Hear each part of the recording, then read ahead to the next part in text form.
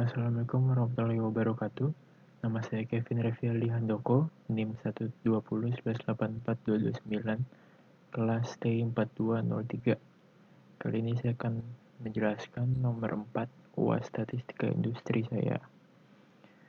Saya bacain soalnya dulu. Sebuah eksperimen dilakukan untuk menginvestigasi pengaruh dari 3 metode mengajar terhadap kelompok siswa yang terdiri dari 20 siswa. Setiap siswa dipilih secara acak untuk diberikan sebuah metode mengajar dan pada akhir program selama 4 pekan, diuji dengan sebuah ujian yang terstandarisasi. Hasil ujian untuk 20 siswa disajikan pada tabel berikut. Untuk sampel, ukuran sampel untuk setiap perlakuan adalah kecil dan hasil ujian normalitas menunjukkan bahwa asumsi normalitas data tidak terpenuhi. Gunakan uji Kruskal-Wallis untuk menginvestigasi bahwa nilai median skor ujian terstandarisasi siswa untuk setiap metode mengajar adalah tidak sama pada taraf nyata 5%. Ya, jadi langkah pertama yang saya lakukan menulis H0, yang mana H1 itu sama dengan H2 dan H3, mu, yang mana ketiga metode memiliki median skor ujian terstandarisasi siswa adalah sama. Lalu H1, yang mana mu1 tidak sama dengan mu2 dan juga mu3. Yaitu ketiga metode memiliki median skor ujian terstandarisasi siswa adalah tidak sama. Lalu kita tulis statistika uji. Kita buat tabel ranking yang mana tabel di soal ini kita urutkan berdasarkan ranking nih data-datanya dari yang terkecil hingga yang terbesar. Jadi data-data di tabel ini udah saya urutin ya. Yang terkecil nih nilainya 61 dari seluruhan data. 61 ini akan jadi peringkat pertama di tabel ranking ini. Begitu juga dengan peringkat kedua, yang mana nilai kedua terkecil itu 66. Dan juga seterusnya sampai data terakhir, yaitu peringkat 20. Terus di sini ada keterangan R1, itu hasil total ranking baris di metode 1 ini, yaitu 90. Ini kalau ditambahin total 90.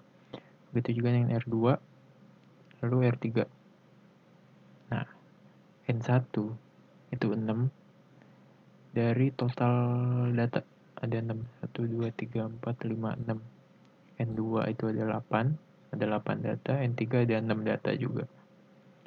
Setelah kita dapat R dan N, lalu kita bisa mengujinya dengan uji H, yaitu rumusnya 12 per N kali N plus 1 sigma K kali R kuadrat per N dikurangi 3 dikali N plus 1. Hasilnya ini bisa kita input ya, nilainya. N ini 20. Dari mana 20? Ini total N keseluruhan ya. 6 tambah 8 tambah 6 itu 20. Kita masukin sini 20 tambah 1 sigma R I kuadrat per N I itu dimana nih dapatnya? 90. Itu dari R1 ini. 90 kuadrat per N-nya. N di baris ke-1, 6. 90 kuadrat per 6. Itu juga sama ini 40 kuadrat. Dari sini 40 kuadrat per 8. 8 dari N2. Lalu 80 kuadrat juga dapat dari R3. Sama per 6 dari N3. Min 3 kurung N tadi 20 plus 1. Dapat hasilnya 74,762 min 63. Yang mana totalnya 11,762. Lalu di tahap keempat ini tadi di soal ada taraf nyata 0,05 atau 5% ya. Bisa didapat daerah kritis dengan V sama dengan rumusnya K-1. Tadi K itu ada 3 ya. Min 1 jadi 2. Lalu diperoleh nih X kuadrat. Sigma ini dari bukan sigma, ini alfa ya. Taraf nyata nih 0,05 ini dari 5%. 2 nih, 2 dari V ini 2. Ini kalau dilihat dari tabel C dapat nih 5,991.